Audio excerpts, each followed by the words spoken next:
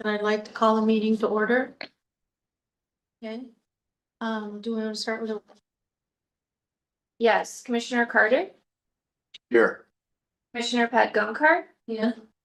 Commissioner Yang is She's going to be delayed. absent, Vice Chair Fung, Present.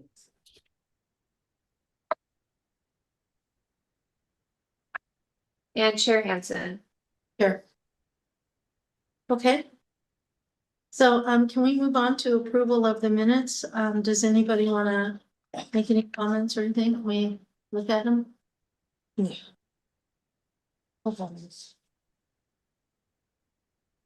Anybody have anything to say about them? Hi, are you guys speaking? I can take your speaker card. Awesome. They seem Thank fine. you, and go ahead and sit. Okay. So now did you get a chance to look at the minutes? Yes, Okay, any comment? no, I'm fine. Alex? Any comments? Okay, can I have a motion to approve? I can. Do you want to? I'll second. I can motion to approve the minute. I'll second. Okay, Commissioner Carter, Aye. Commissioner Pat Gunkar, Aye. Commissioner Yang is still absent, Vice Chair Fung, Aye. Chair Hansen. Hi. The motion carries with Commissioner Yang absent. Okay, let's go ahead and move on to postponements. Do we have any postponements? We have no postponements. Okay, how about oral communications? We have two speakers in person. Our first speaker is Nazim and our second speaker is Anna. Okay, So you can go ahead and stand up and come right here, and I'm going to bring up the timer. Okay. So 1 second while I bring that up.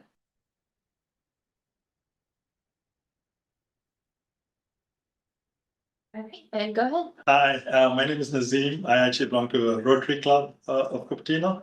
And I also work with the CCL folks, who's of my office. We're focused on encouraging and educating people on home electrification. We had a booth in the Earth Day, Earth Day. I'm mostly here to thank you guys for supporting us and helping us get the booth in the right place. And Victoria came to the booth and we visited your booth, and you guys referred a lot of people to us. And there's a lot of traffic in our booth. So wanted to mostly come here and thank you guys for that. The second topic, and I'll be really brief, is we had this home tours for people who wanted to see what it takes to do electrification. And we got a pretty good turnout, and there was about 248 people signed up, about 225 home visits to see whether they want to. 86% of the people left the event feeling more prepared to do electrification, and greater than 50% are considering replacing their gas appliance. So I wanted to thank you guys for supporting us and wanted to let you guys know that. Any questions? Last question. Yes. No, so how do you sign up for that the tour? So we did that last month, and there was many means of signing up, and we got a lot of turnout. With the next home tour, we can let you know if you're interested in signing up for a home tour. The email was sent to all of the commissioners before the event. So we ask you to help spread the word and promote. Thanks. All right, so next time also say. Next time also we'll get the email from State. Good, Susan. Thank you for summarizing. It's nice to know what the results showed, so that I really appreciate getting that 84% number. Thank you. Okay, are you speaking on an agenda item or just general oral communication? Education. Okay, so I'll call you guys when we get to that item. Okay, we have in person. Victoria, did you have a question? No, that's okay. And we have no hands raised on Zoom, Chair. Okay. So that closes that closes the oral communications then. Can we move on to old business? Do we have any old business? We have no old business, Chair. Okay, how about new business? For the subject, we have chair and vice chair elections. Okay. Should we defer until we have Connie or? Sorry, we skipped over staff reports, staff and Oh. commissioner reports, so we can Oh, do I'm that. sorry. Okay. Thanks. Let's do Yeah. Stafford. Great. I just have a few. For any of you who are block leaders, we had an incredible block leader presentation last night. Jasmine Liu went and presented all of our different programs, and we heard wonderful feedback and have been asked to come back and present more. Active transportation plan got adopted by council, so that was a big win for us. If you have any questions about that, we can email. And for your calendars, the creek cleanup is May 16th. Cherry Blossom Festival, we have Commissioner Hanson, Commissioner Carter, Commissioner Fung, and Commissioner Padguankar signed up for Cherry Blossom. If that changes, let us know. And then the Fremont Unified Earth Day on the 22nd. We have 2 more of you. And then the next environmental day is April 18th. As always, it's 8 to 12. And then Ursula, if you have anything else to add to that? No. Commissioners, do you have anything to share? I just want to apologize, I could not go to the day. I just came from India and I was sick. So I had to skip it at the last minute. Apologies. Those of you who did table at Earth Day, did you have any takeaways that you wanted to share? The turnout was interesting. I thought the venue being smaller was really nice. The music stand was too close to where we were though. It was so loud. Couldn't hear anybody. So, it was interesting being smaller. I kind of think I like the green better. Is that the library green out there because there's more space for everybody to stand? Does that make sense? Because where we were, it was nice and small, but because the band was so loud, it made it more difficult to kind of, it felt more crowded, but more friendly. I don't know. It feels like the library green could have been maybe laid out a little bit. But I don't know. What did you think? I think your comment is what I have also heard, that the volume needed to be turned down. It was super loud. I believe we had around 250 participants, so a ton of dots at our booth. We played a game where there was a board where we asked people to identify what type of appliance fuel source they had. And so we had 5 different appliances that we were asking about, and we had associated dots, colored dots that we put on different areas, and depending on if they were gas or electric. And then we asked them if those appliances had rebates or if they got permits when they installed them.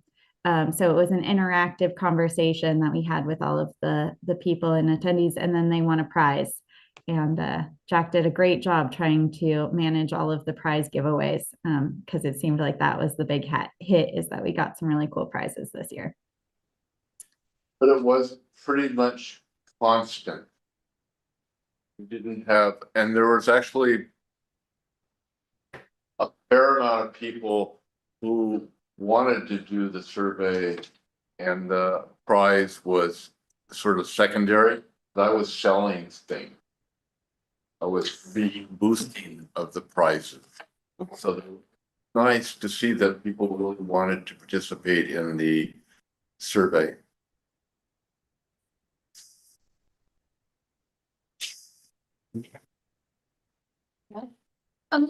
Did anybody come the second half? Do we have staff in the second? I was only the second of person. It was, what did you feel? No, I was sick. Oh, There was no Yeah. commissioners in the second half of the event, no. I was sick. I just came from India and I was very sick. okay, I'm sorry. It was busy the whole time. Yeah, it was really busy. It was overwhelming. I had to take a break. Because I was standing in the sun and it was like everybody was coming. Yeah. People were very excited about the prizes. So they were really excited. They really wanted to take that survey. I mean, I kept Well- saying, using my best teacher voice, get in line, wait your turn. It was kind of like it felt kind of a little bit, yeah. Please. We could have sold or given away 5 times as many flashlights.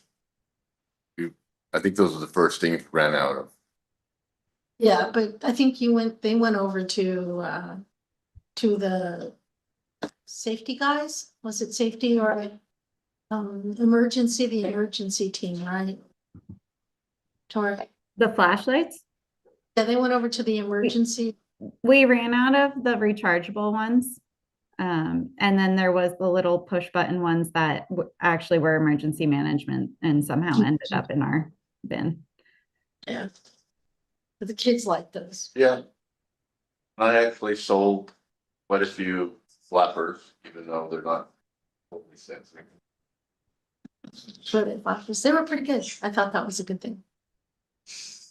Anyway, so next is Cherry Blossom. Are we gonna play the game at Cherry Blossom again? No, I think we're going to change it up a little bit. We're going to do a spin the wheel and associate the prize that they get with the type of question that they answer. So this time it will be a more formed line. So we won't Okay. have to wrangle That as was- many people. I know, I really had to take a break because then not only that, but the board was in the sun and I was like, I gotta move. So it was a lot. But anyway, but Jasmine and the other person did a really good job managing while I escaped and they came back. So Great. Thanks for the feedback. thanks. Thank you for all the work, Jasmine. Okay, does anybody else have a commission report? Staff or commission report?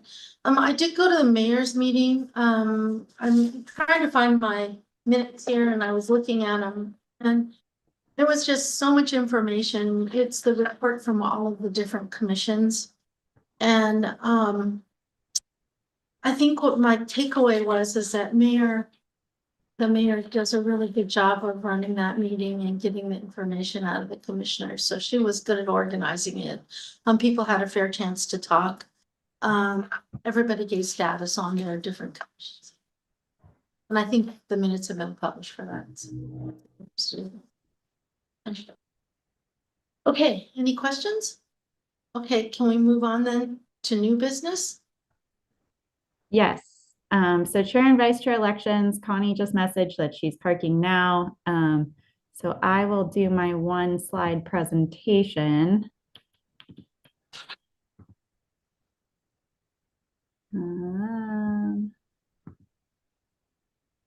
Can you see that okay? Yes. So this is just a review of the chair responsibilities. It seems pretty straightforward. Susan can probably speak more to how it's gone in the past year, but generally working with me at least once every 3 months to help plan the agenda, manage the meetings when you're here in person, and then attend the mayor's commission meetings, which are 5 to 6:30 at Quinlan Community Center, and the dates for the rest of the year are listed. So want to make sure if you are nominated or nominating yourself for the position of chair that you are hopefully able to attend these following dates. And then if you can't attend one of them due to illness or something else pops up, then the vice chair would attend.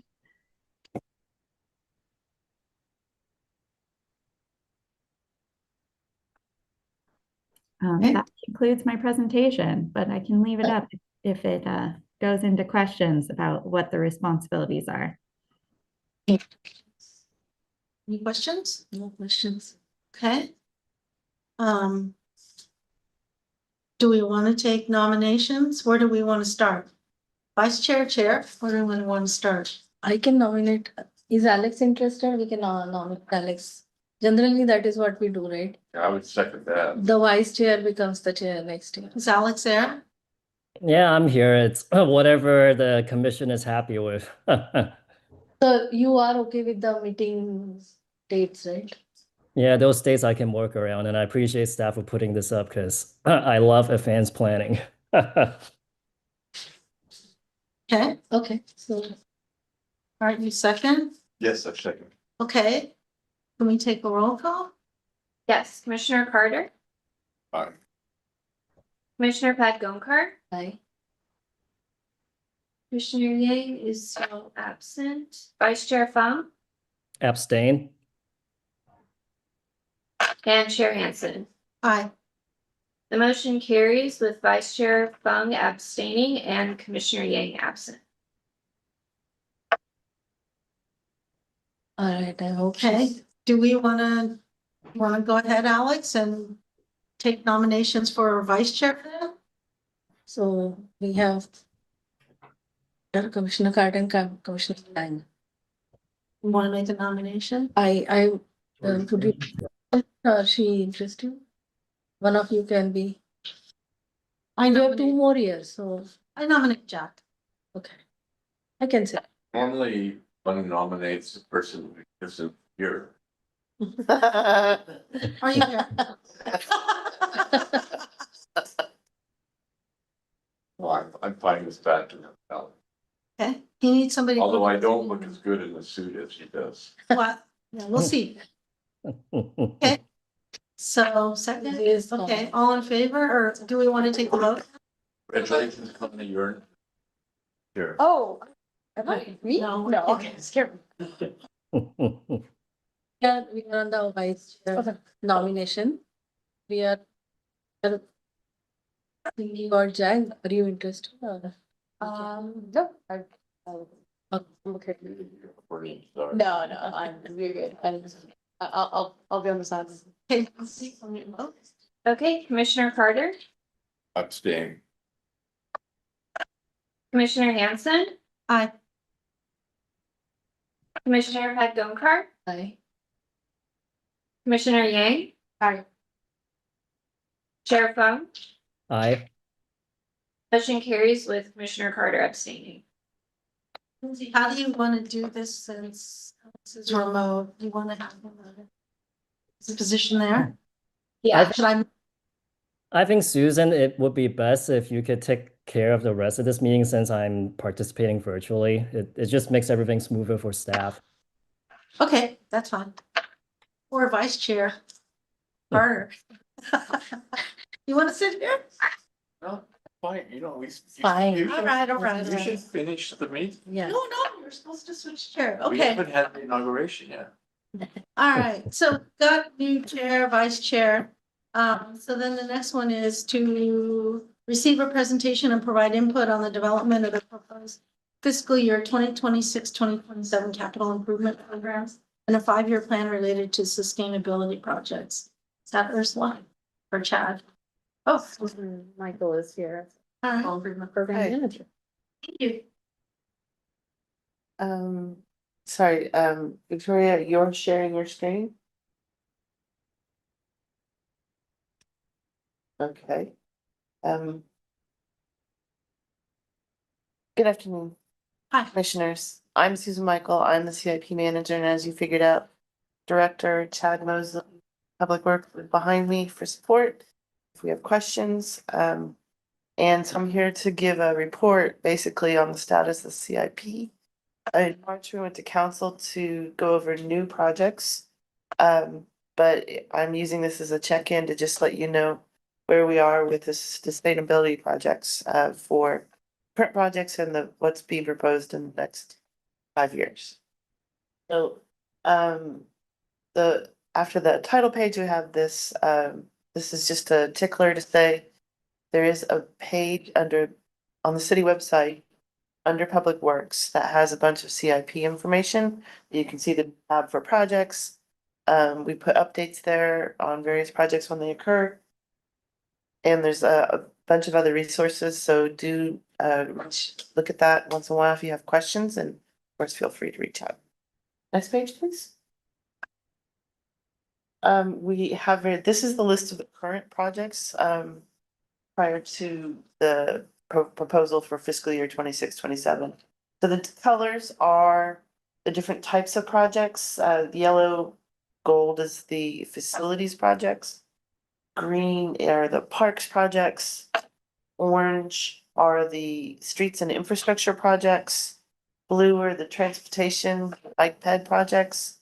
And magenta, our new category last year, are the sustainability projects. And we have two projects. One of them we reported as gonna be finished by the end of the year, which is the PV project. But we'll talk more about that in a minute. So the electric vehicle charging station expansion at the service center is underway.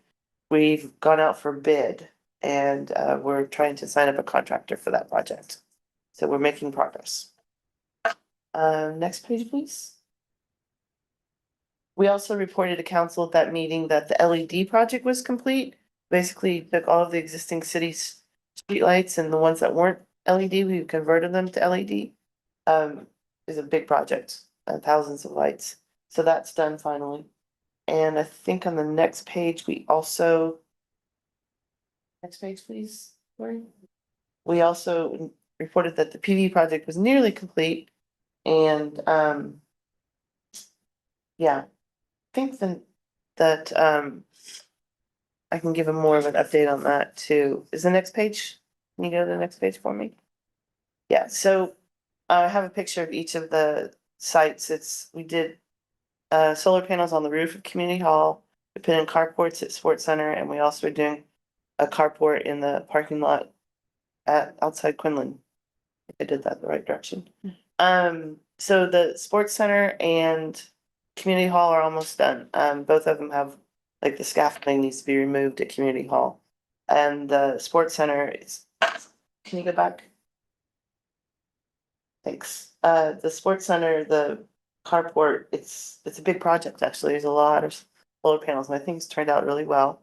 Right now they're working on getting the EV charging stations at the front installed and operational.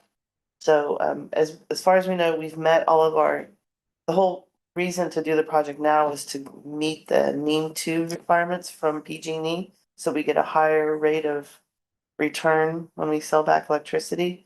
And as far as we know, we've met all of the requirements for those two sites, so that's awesome. So that project will be wrapping up, let's say in the next month. So then when we get to Quinlan, you can go to the next slide, Tori. That's what it looks like, which you could see if you look out the window. We had to add a sprinkler system to the carport because of the size of it. So it put a pause on it. We're still gonna meet the requirements for NEEM 2, but it's because it's a long story, it's a technical kind of out such that we have another year, which was surprising to all of us. So that's great news.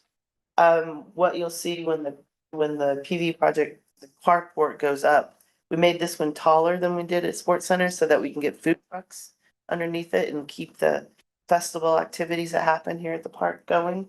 So it's going well, and probably gonna see more activity this summer, actually even in the next month, trying to get next stages going. I think it's supposed to be done by September. So September, October, actually. So watch that space and hopefully it'll all go well. That's impressive because usually people find out that you need that extra space after the installation. Yeah, yeah, you mean the height? Yeah. Well, we tried to plan ahead. Next slide, please.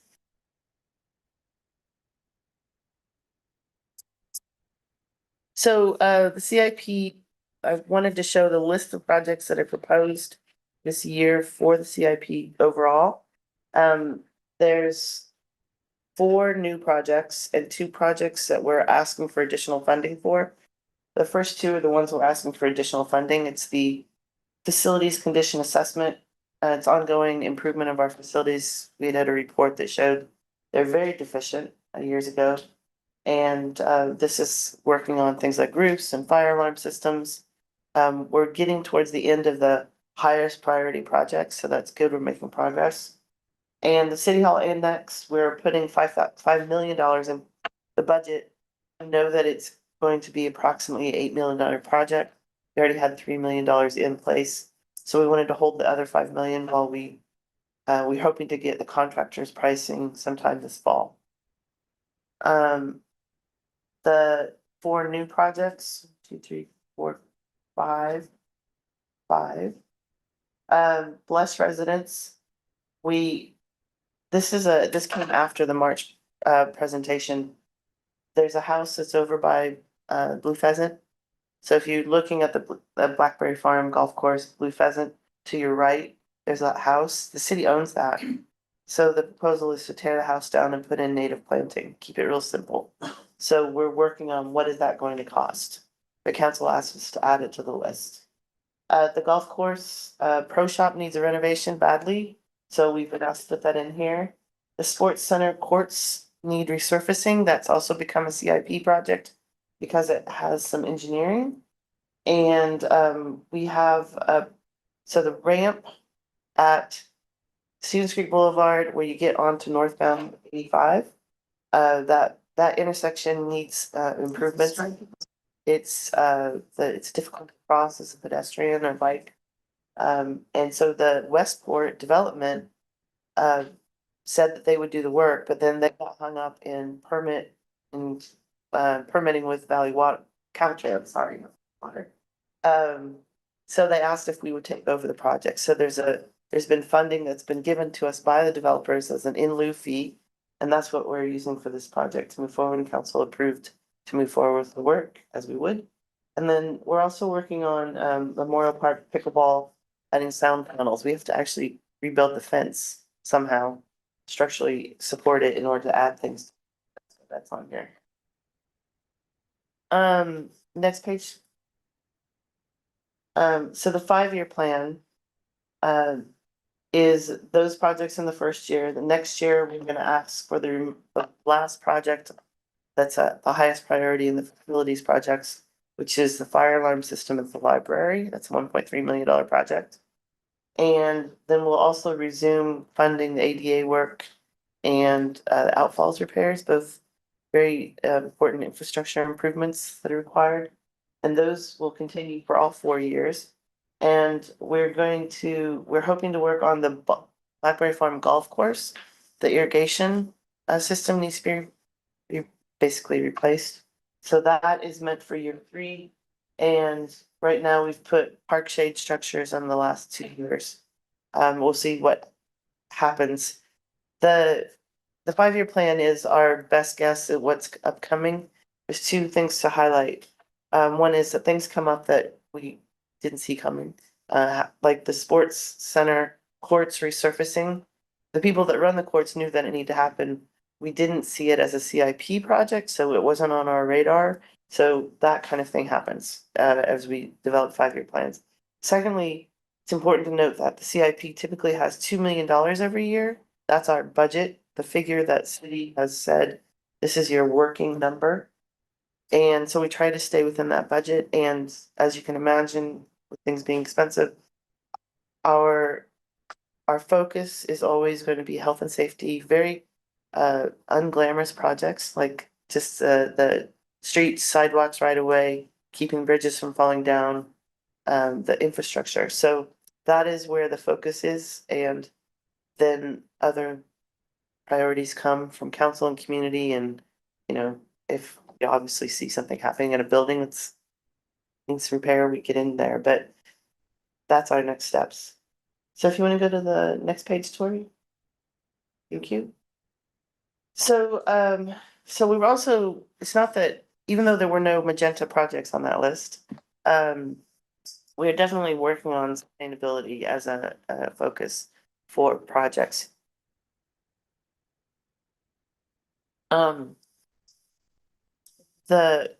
This is actually the work really of Ursula and Tori to come up with what these the focus is, and it's really something that the words reflect what they're already doing, which is working on reducing overall energy use with improvements to equipment and building envelopes, moving away from natural gas to electric wherever we can, improving our HVAC and power, especially at our bigger places, at Quinlan and the library, in service of our cooling centers and resiliency centers. And also then looking to meet water conservation requirements for non-functional water. So I think if you can go to the next page. Okay, that's not really where it's going, but that's fine. Ursula and Tori have been working with Bay Run to identify opportunities in our real estate portfolio. So we've got a lot of good information. And what we're basically, I think what we've learned is that there's big projects and there's more that are maintenance projects. So a lot of the efforts are not CIP per se. They're in the working with the facilities group to when a piece of equipment breaks down to make sure that we get high efficiency equipment in there, go towards electric, see where we can make those green power improvements where possible. And so the conversation is ongoing. And this reflects some of the bigger projects that we have on the list and things that we definitely focused on. I think that's it. Is that it, Tori? Yeah, that's it. So we're available if you have questions.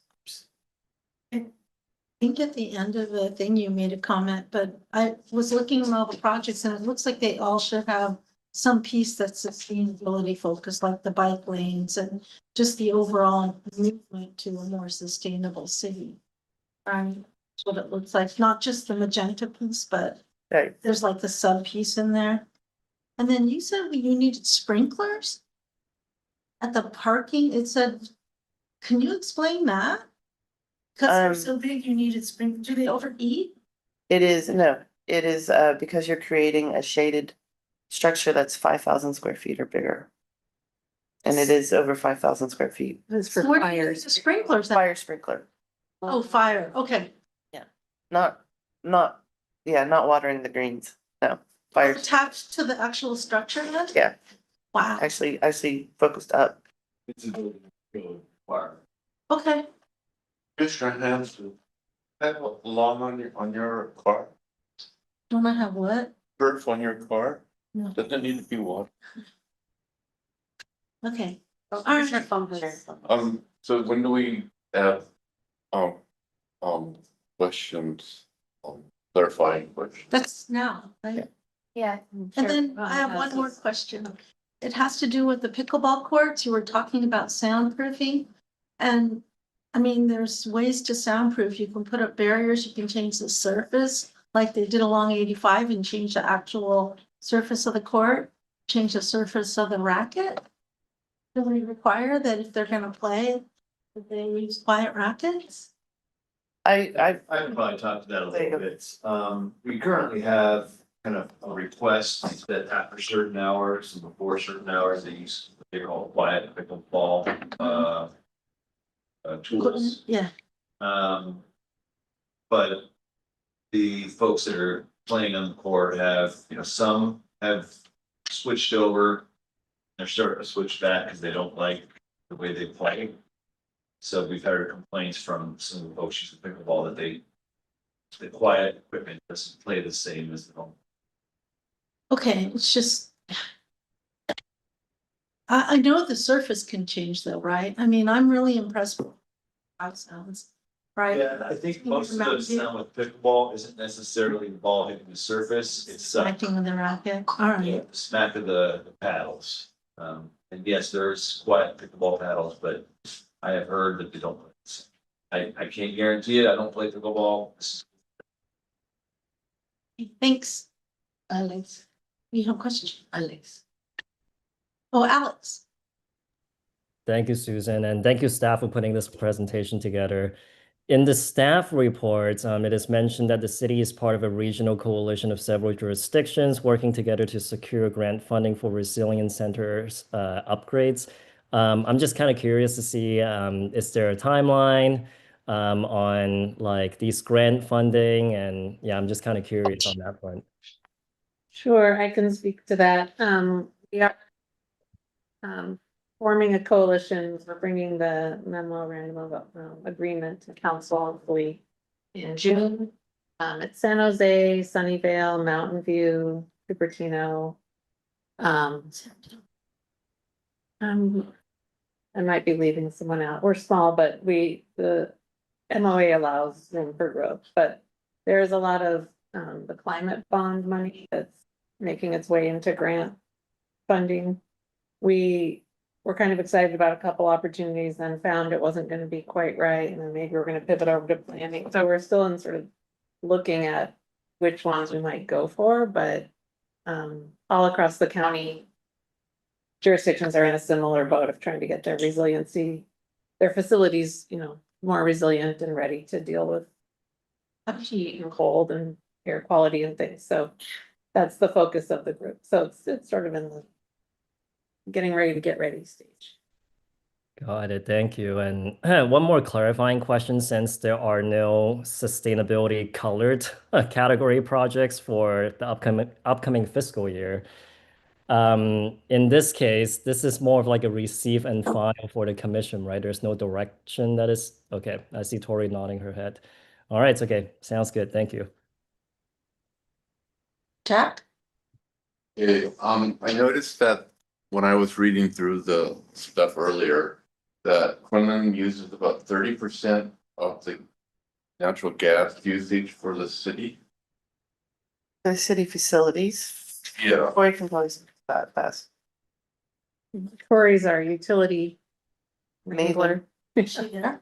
Yeah, I'm here. What was the question? Are you just confirming that it's 30%? Well, no, I just basically, that's the beginning of my question, is that I want to make sure that I'm talking correctly on it. That it seems to me, since we have, our thrust is getting people off the gas.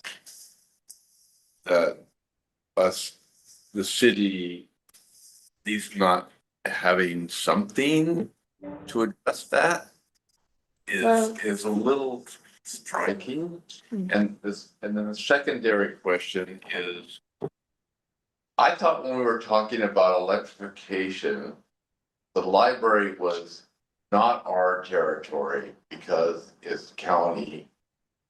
But then almost 15 to 20% of the gas usage is for the library, and we bring it up as our usage. So my second question is, what am I missing here? I can come back to that.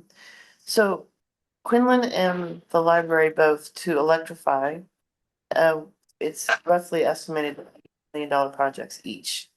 So we're trying to work on the smaller projects that are achievable before we take on those massive projects. And so those would be the best candidates for grant opportunities as well, because they're both tied into being cooling centers or some kind of emergency shelter for the community. So keeping that in mind, your questions about the library building is owned by the city. It's our property. We lease it to the Santa Clara County Library District. And they actually pay the electric bill.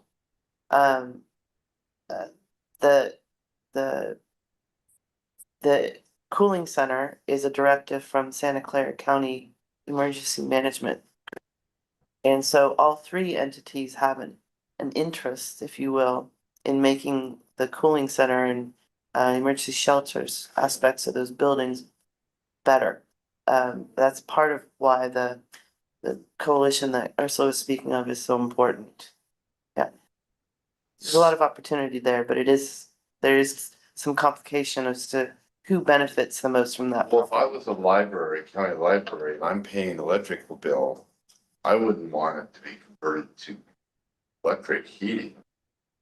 They're paying the utilities. I think. They pay gas also. Yeah.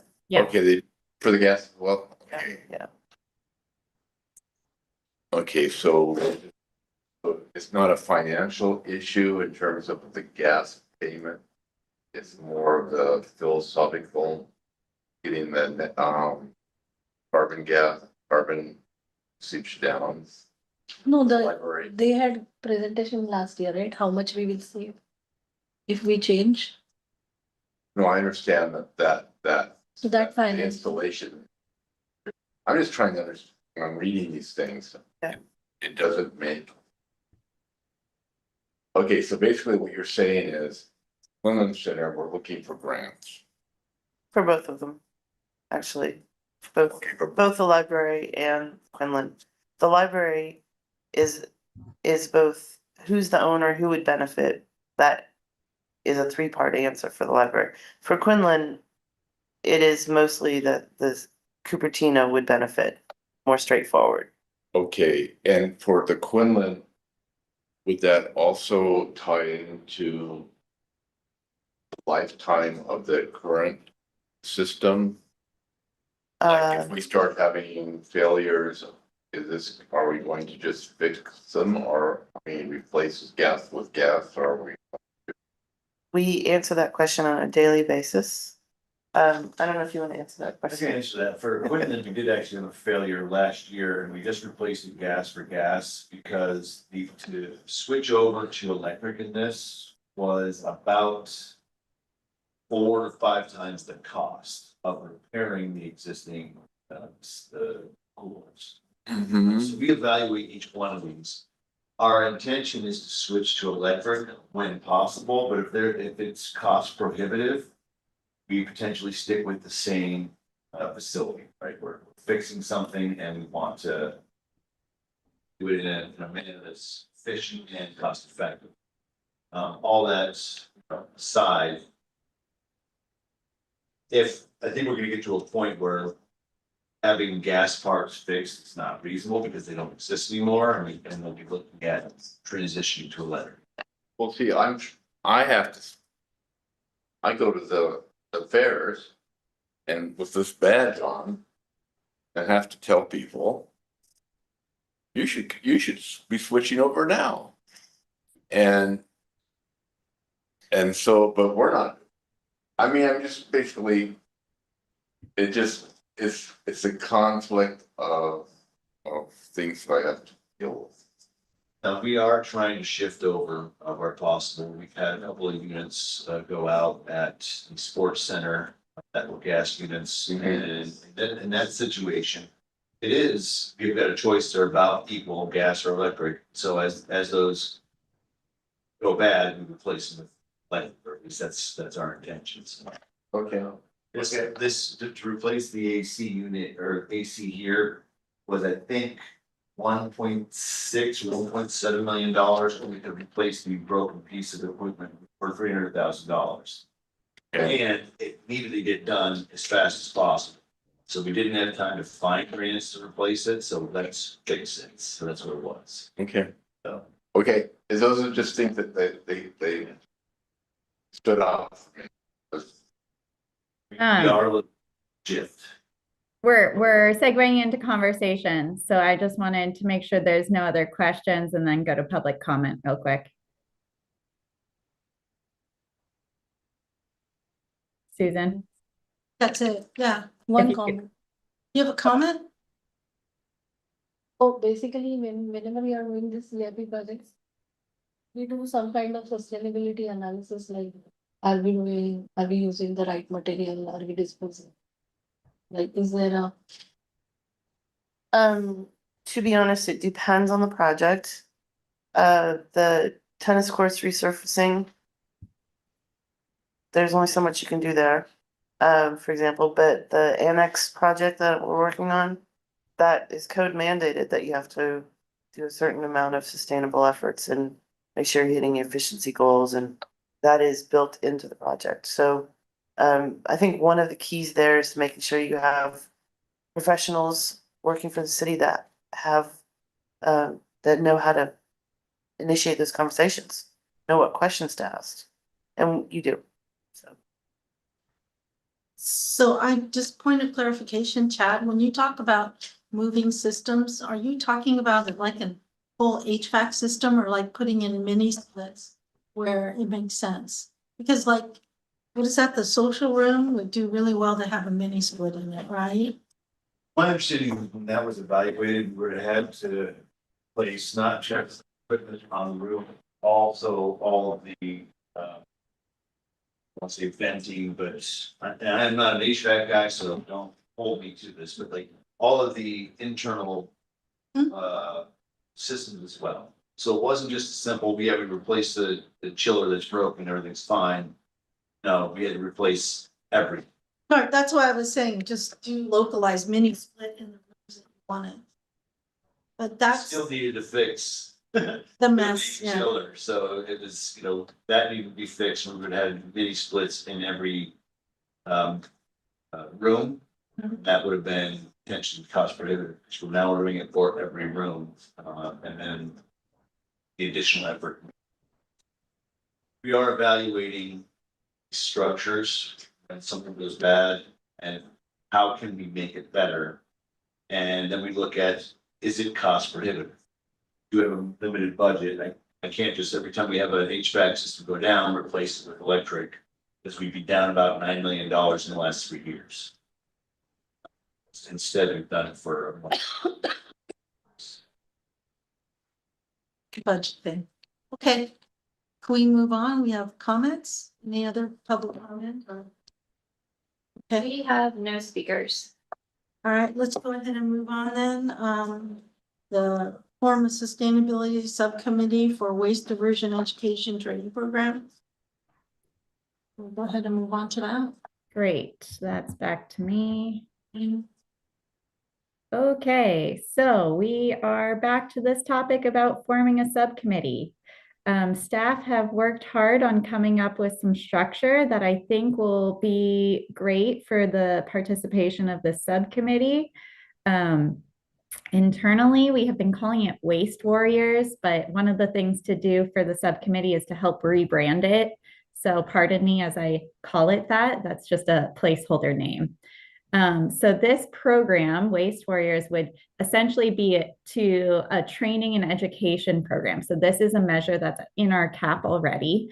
That's free and accessible to residents and employees. And it's doing exactly what you guys had intended and doing in the subcommittee to talk about waste prevention and diversion. So we're hoping that with this subcommittee, we can check that one off. This Waste Warriors program is done by other jurisdictions already. So we've already talked with Santa Cruz, Burbank, Chula Vista, San Mateo, and then San Francisco has a non-city staff run. But this is a pretty standard model. It almost mirrors like master composters. So far, the city manager has approved this concept and said, yes, go forward. We have decided that the curriculum based off of conversations with the other jurisdictions, the most common is about 6 classes. So we would do them once a week, and then we have optional field trips. We have the space and schedule confirmed. So we're going to have 2-hour classes on Wednesday evenings that are going to go September 2nd through October 7th at Monte Vista Rec Center.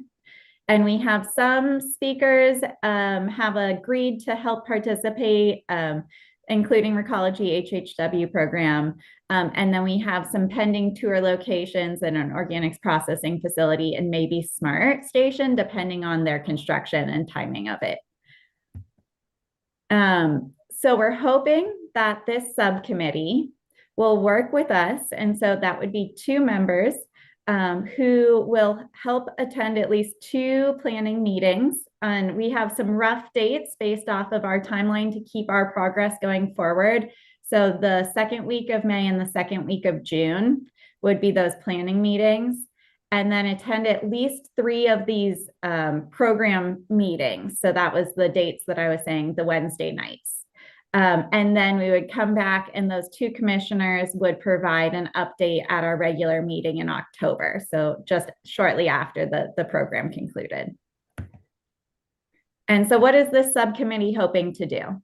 So during these planning meetings, we're helping that you guys rebrand Waste Warriors to what you think would resonate well with your community, help refine our curriculum. So we have some ideas on how things would get laid out, but we're really going to go in depth into all of the different subjects, right? And not just sorting, but we're also going to do about reuse programs nearby. We're going to talk about HHW. We're going to talk about all of the different things that you can imagine with waste. And so essentially, like, one class will be about organics, another class could be about plastics, another class could be about upcycling, right? Like, so we have some rough ideas based off of what we've heard from the community, and we have a draft of what we think would be received well, but we really want to hear from the subcommittee on exactly what you all want to have included in this Waste Warriors program.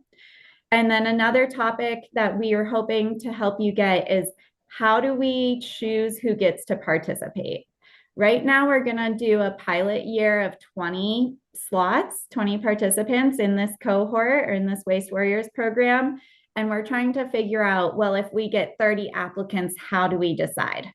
Is it just first come, first serve, or is there going to be some sort of, we want to do an application to see if the people are really interested and dedicated? And so we would want this subcommittee to help us form that application process and then help us decide based off of the application, well, how do we prioritize the selection process? So those are some of the things that I'm hoping to get help with from this committee during those 2 planning meetings. And then the other part would be attending 3 of the working sessions and help with things like breakout groups or setup or, running the field trips if you wanted to attend the field trip and organizing carpooling and things like that. And then doing the presentation, but there's an optional if you want to do a PowerPoint, so you could develop that PowerPoint, but I know it's just a week turnover. So we would agendize that for the October meeting and you could just speak to it, or you could also develop a PowerPoint for that. So that's all I have for this subcommittee's ideas. So I will take questions.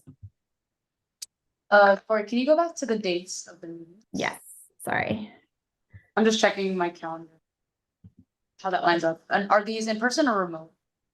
These are in person at Monte Vista Rec Center. Okay. Is there an option to have it remote or? No. September 2nd through the 7th. We can do the planning meetings remote or hybrid.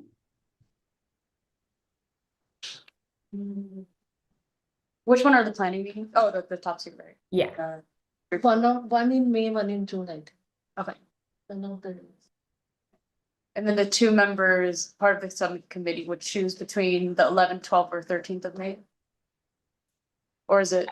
So that it's basically the 2nd week of May and the 2nd week of June. And so if there's a specific date for those 2 planning members, whatever members, if they're like, oh, I can't do, I just listed those weeks because I didn't want someone to say they're out of the country or can't participate, on a vacation that week. But we have some flexibility for the actual planning meetings. Gotcha. Okay. And then also you need to attend the 3 programs. Yeah. What do you expect from the graduates of the course? Great question. So a lot of these other master composter, master recycling programs do have a volunteer requirement, and we decided not to do that. One of our pieces of developing that curriculum that I have an idea and a seed, and maybe this could happen and maybe not, because we want to develop it together, could be a homework assignment to talk to your neighbors about it and get your neighbors informed. And so maybe the Waste Warrior participants would go out and talk to their neighbors and come back and do like a final presentation on week 6 on how that went. So things like that, where I'm trying to get it to branch out, but because we don't have any fleshed out volunteer programs already, I think the administrative burden to take this concept and then try to bring them to volunteer events, like we just don't have enough tabling opportunities or recycling workshops already in place that it wouldn't make sense right now. And the bang for the buck is, I mean, we have a lot of people in Cupertino, correct? Yeah. And if 30 people graduate, that's not too many. I mean, yeah. So this is pilot year. I have to go out and meet a lot of people, even if it's like, I mean, to me, it's like part of the requirement would be to do some tabling during our regular festivals. I mean, so at least they're meeting, disseminating their passion, correct information. I don't know. To me, it seems there should be some I don't know, some continuous outreach from whoever takes passes the course. You can discuss that probably. Well, before this, we have nothing. We have nothing. So it's a plus 100% or 1,000%, right? It's infinitely better than nothing. And Tori mentioned in the beginning, this is still very, very. Yeah, Pilot just program. a So for us, at least I see it as we have something, there's something to show. And they provided this platform for these individuals to learn off of, or there was something. Yeah. So the fact that we have this, to me, it's a plus, it's a huge plus, and I appreciate the staff like being able to put this together. I think we should focus on, right, what can we do with this rather than. Tori, I have a question, just a point of clarification. If we're gonna do composting, does that mean we're gonna have local composting or are we gonna have to head down to Marshall Cloud? Oh, we're not going to be doing the composting. That's the master composters program. So this is more of like a master recyclers, which is more about learning how to sort, how to divert. And then there would be a field trip, and the field trip that we're talking about is down to Blossom Valley Organics, which is the Recology run organics, and that's like the industrial facility. So they can see how bags are pulled out of the waste stream once they're put in the curbside bin. So this is more focused around like the concepts and not actually doing the hands-on work. Okay. All right, thanks. Any other questions? Okay, you ready to move on? I think we have a public comment. Okay. Public comment. Yeah. 1 second while I bring up the timer, but feel free to come up here.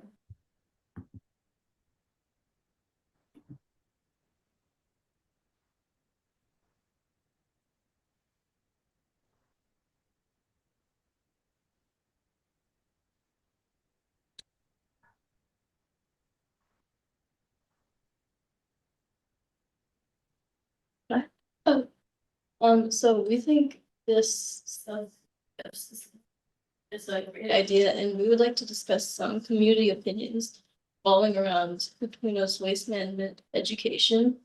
So we conducted a survey and collected around 50 responses from various locations and age groups in Cupertino.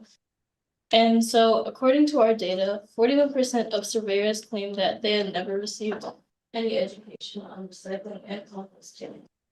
And the education that people had received was from social media, the news, or from school. And only 34% were completely confident in their ability to sort waste correctly.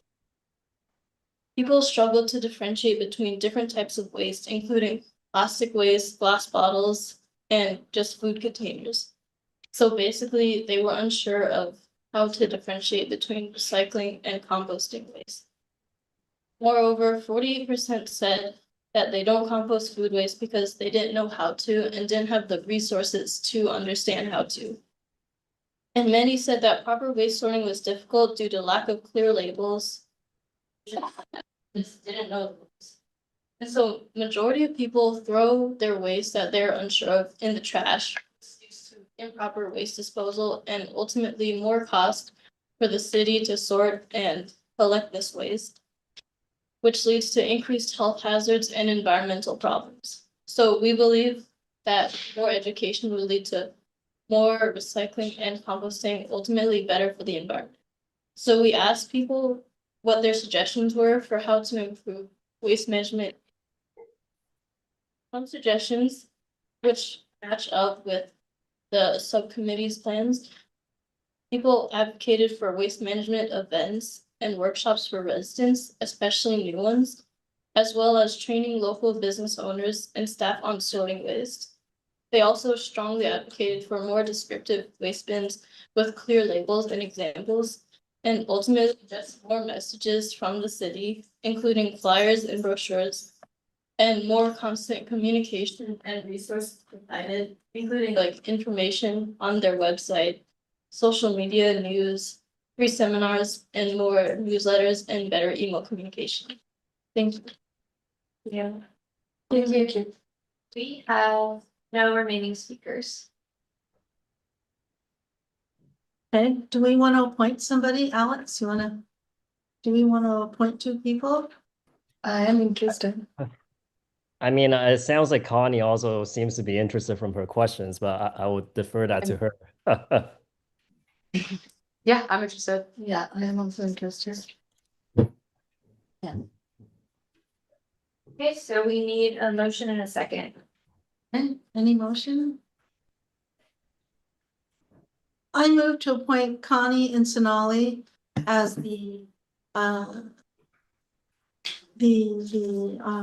sustainability subcommittee for waste diversion education. Waste training warriors. program. Yes, I like that. I second it. okay, Okay, we have a motion and a second. Commissioner Hanson, aye. No, it's okay. You're good. You're good. You're chilling. Commissioner Van Gokart, I, Commissioner Yang. Aye. Vice Chair Carter. Aye. Chair Fung, I the motion carries unanimously. Alrighty, so then let's go ahead and move on to number 5, receive a presentation about current processes and best practices for recovering building materials during demolition or park construction projects.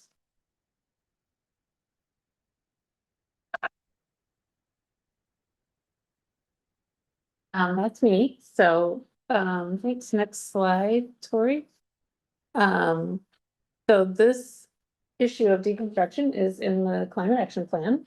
And so this is a high level overview of what are we even talking about that? And, as I said, it's measured W 1.1 to look at this issue, determine if we can expand our requirements around it, create an ordinance to require it. So a little overview of that. And in case you're thinking, wait, didn't we just do something exciting with C&D materials recently? We did, because now we, under our franchise agreement, items go to Zanker, which does a better job of pulling apart the mixed items, the mixed debris. But deconstruction is totally different. It's much more intense, as we will see. So we'll go to the next slide. So basics are, instead of just using heavy equipment to knock down a structure, you carefully disassemble it. And reusable materials that are out there in the market now that they gather, doors, windows, paneling, lumber.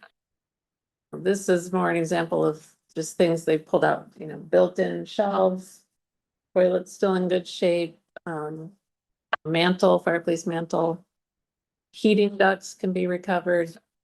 So there's a lot of stuff that they carefully assemble. And this photo is courtesy of City of Palo Alto. Slide. And Palo Alto, which does have an ordinance, which we'll talk about in a sec, but the basic steps are, first, if you are wanting to knock down your structure and build something new, they require a salvage survey. So someone's going to come in and see what is possible to pull out of your building. Then everything gets removed and separated.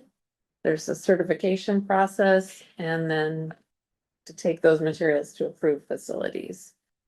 It is more expensive. It can be 2 or 3 times more expensive than a traditional demolition, just because of the increased labor. But the cost may be offset by the cash value of donated materials. So you're not just giving it away. There's some benefit back to you. One San Mateo County example, courtesy of the reuse people, showed a case where deconstruction could not be less expensive than the traditional demolition because of donated values, but it would depend, of course, on materials are and their condition. And again, these are all from Palo Alto. Next slide. So as you might have guessed, Palo Alto already requires this. Their ordinance became effective in 2020. And San Francisco is working on it. Other than that, Portland, Oregon comes up a lot in this space for their ordinance, and King County, Washington. Next slide. So there are quite a number of businesses working in this space. This is just a few. The reuse people are pretty well known. Green Links and Pacific Reclaimed Lumber and Supply. We actually heard from the CEO of that company at a recent one-day conference up in San Francisco. That's Nicole Ty. So she's been working in the space for a number of years and was talking about it. And moving on to the next slide, for some regulatory and market context. Current regulations in the state already require construction projects to divert 65% of their materials away from landfill. The original intent of that was the project should work on figuring out the 65%, but in practice, it's become, well, we just put it on the debris box and the facility needs to figure out the 65%. So that's been the push towards higher diversion facilities. But really, we need to push it more back on the project to do some separating. But that's the existing state. And then the other aspect is it's one thing to require the deconstruction, and then it's a separate thing to require new buildings to use some of those materials. You're trying to generate that whole circular thing, right? Can't just end up with a whole glut of recovered materials that no one wants to use. So that's part of what San Francisco is working on now to see if they want to not just require deconstruction, but also require use of materials. Now, certain lead incentives already exist for doing that reuse and using those recovered materials. But no jurisdictions around here have yet taken that extra step to require it at a jurisdictional level. So it's an interesting aspect. And then the other piece is, okay, once you have all that stuff, how do you let people know what's available, like a store? Have you And been to? I've heard of it. I haven't been, so, yeah. It's like a fun family field trip. I would totally love that, I'm sure. You pick up doors and windows and, yeah, there's really cool stuff there. So this little picture at the bottom is an example from Green Links of some different lumber that they have on their website, you know, so contractors could go on their site and other businesses have it as well. So to see online portals of what's available. Also woodworkers. Yeah. I mean, 'cause this old house, some of the wood there is I mean, is really high quality for a woodworker. Yep. Believe it. And then the final slide is just kind of circling back to the climate action plan measures. And so we, you know, it's already in the measure to think about requiring reuse of materials, but we don't have any immediate plans to pursue either of those. We're watching state. We talk about it, so hopefully that gives you a better idea of what's involved and sort of the implications. Cost effectiveness thing Yeah. always, right? Yes. It's always driven by cost. So can I ask questions? Yes, sorry, that's a good job.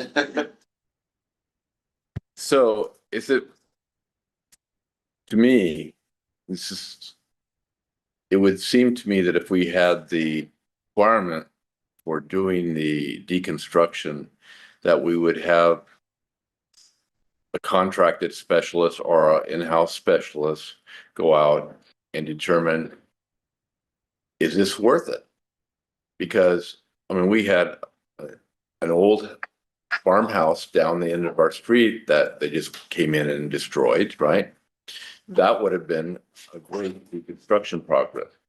But some houses are pretty cheaply put together, and it's not worth the buck. So I would hope that if we did move to one direction, maybe I'm not asking this question, maybe I'm just making a statement,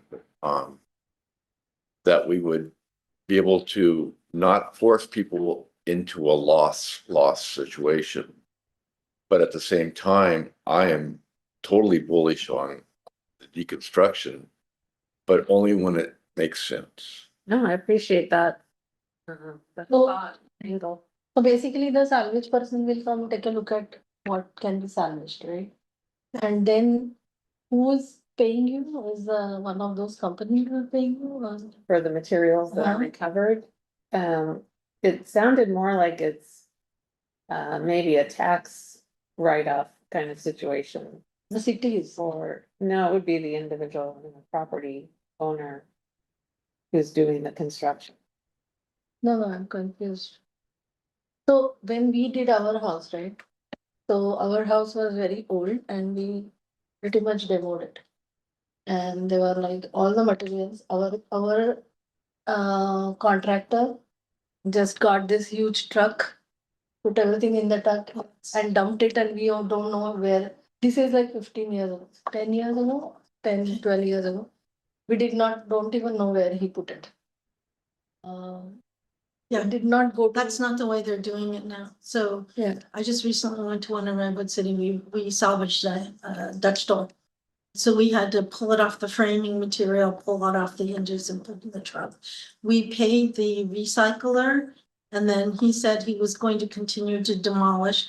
He got money for demolishing, but I'm not sure what the breakdown was of how they get the money back, but that's all part of the project. So you paid the recycle person. I paid him, but I'm not sure what the deal was. So with the who, owner. yeah, owner gets That- it or not? That's all details in the contracts. and Yeah, I stuff. think there are different ways you can go about it. Like what I was reading about was, it sounded more like It's pretty cool maybe a because you. donation. Yeah. And you're getting maybe a tax benefit, or Oh, maybe they okay. are buying Yeah. things from you. I'm sure there are different ways that happen. But when they do the demolishing, they're using an excavator. They're just smashing, everything is smashed and Yeah. gone. When you're doing deconstruction, there's this really beautiful beam, they're salvaging that beam. One of our friends did actually, guys. They live in All right. Saratoga. Yeah, We're going into conversation and I know, oh, it looks like So if But this Sheriff is Young just dropped off, but I know Sheriff Young had questions. So, the time we are allowed conversation. Absolutely. I mean, this, I'm a little. Okay, gonna put let's go. you on Move this. on though. Okay, so you want to finish? yes, so basically if we were telling people about construction, we need to kind of tell them about how, because it's all comes down to money, as she said, right? So if I am going to pay 2-3 times more for the construction, how do I get the money back? I think. You save it because they'll tax you at a higher rate if you don't do it. So it's all a project thing. It's all we build an San incentive. Mateo County has a very good example where they don't require it, but they have a information sheet about it. Like, if you're interested in this, then here are some people that do the work, and here's Is that Santa Claus? Okay, Alex, San Mateo. San Mateo. you have a Hmm. question? Yes, thank you, Susan. I'm just kind of curious to see, like, these are best practices that staff just presented, but do we happen to know, like, what is the percentage of, like the contractors who actually follow this approach in their demos? I mean, I guess it's everybody in Palo Alto, but you mean sort of voluntarily choosing So much, to do this? so much construction is going on in Cupertino. I don't think they follow that in I Cupertino. think that's a no, but are we gonna do the Cupertino house, the one on Stevens Creek that way? Oh, the blush. The Blush property, are we I gonna do think we should that? do that. Yeah, I feel like it might need that pre-screening. yeah, I think we should tell her about that CIP project, right? We should tell her. That would be. Yeah. I'll see if I can As an find the name of example. the fellow that did it in Yeah. Redwood City. Be good for you, Ursula. But Sheriff Fund, to your question, was it more like who's voluntarily doing this and what percent of projects that would be compared to overall? Yeah, I'm kind of curious. Like, is there a firm or are there firms in Cupertino that are actually being proactive? Yep. Well, I don't know, but I don't know how I'd. If I can, I'll try and think of if there's a way to find out. I don't want to waste unnecessary staff time, but yeah, these things are hard to track, but it's good information. Thank you for the presentation. Only one person I know is our friends in Saratoga. Their house was very nicely built and then again they built it nicely, but they did deconstruction and it costed them a good amount of money. I can ask them if they got some tax benefit or how they kind of recuperated. I can ask her. But this is also about 10 years ago. Yeah. No, my friend in Portland did it, but Palo Alto has a bunch of sources, so. Palo Alto requires it, so they would have a lot of contractors. Okay, good. Public comment? We have no speakers. Thank you. There was one. Okay. So we move on to future agenda setting. Alex, you want to take that away? I think this is a Tory item, right? She's gonna pull up the screen.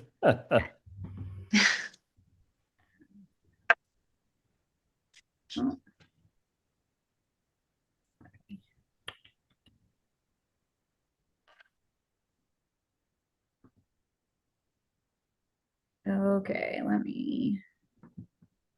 So here is our 2026 work plan.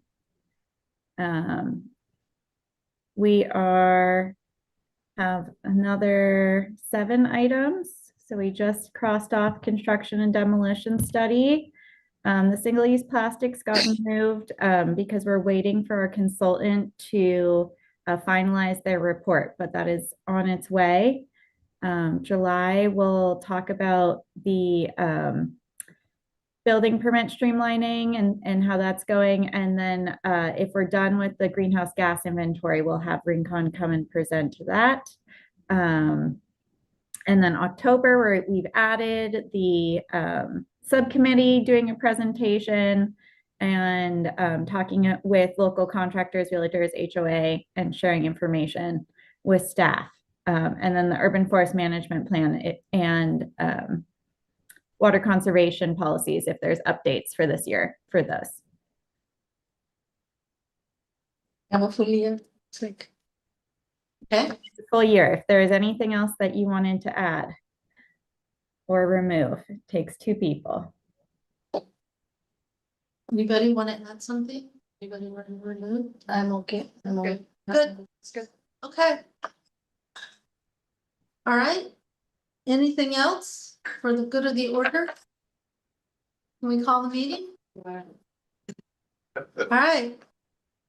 The meeting is My an favorite part. Yay. Good. Thank you.